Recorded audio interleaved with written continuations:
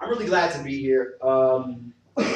The Poets Asylum is, I don't know if you know this or if you believe the things that people say about you behind your back, but Poets Asylum is legendary. And I'm glad to make up to you the fact that about 3 years ago, I had a really ugly financial collapse and canceled a big leg of my tour that my Poets Asylum debut would have been a part of. So this is just a mad thrill to be in Worcester. I've actually done one other show here before. It was Bobby Gibbs' open mic at the Ship. It's always good to be back in Massachusetts and such. It's been a rough 2.5, almost 3 years really for anybody that has friends that pass on as a performance poet. 2.5 years, almost 3 years ago, we lost a young poet named Shannon Leigh. And as if that weren't difficult enough, the last, well, let's say 15 months, because it's been a month since passing, the slam community has lost Gabrielle Bouillon. They've lost Kent Foreman, a veteran from Chicago, Maria McCrae, a veteran from Chicago. And then, as if all that was not impacting at the same time, my buddy Shannon's mom passed. It was really sudden. It was H1N1. And if you're not familiar with the work of Shannon Leigh, check her out on YouTube and such. She was brilliant, especially for the barely 21 years that she had on this planet. And I promised Dr. Sheila, that was her mom, that I would intone her name any and every chance that I got. She had a great and profound influence on me in the year that I knew her. And I've always done this poem and tried to record it and get it to Dr. Sheila. So now that you are everywhere along with your daughter, you get to hear me do it anytime if you're ready.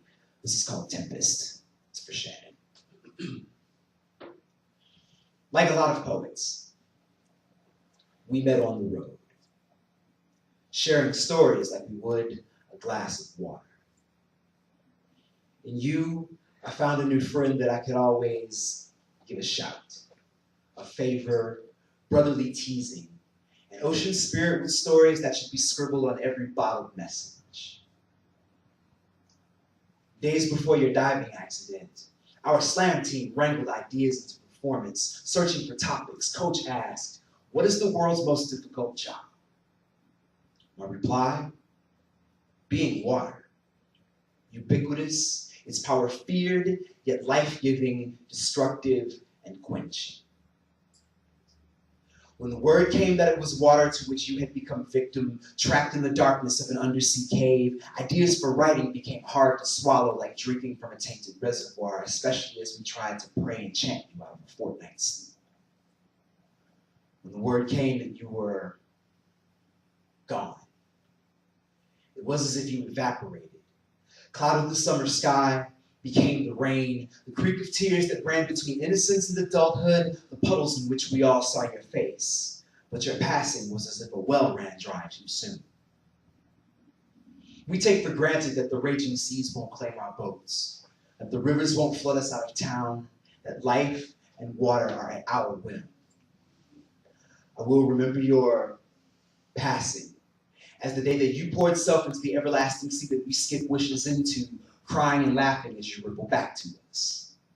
We become the riverbed on which our currents rush, the vessel that brings you from the well to the village and beyond.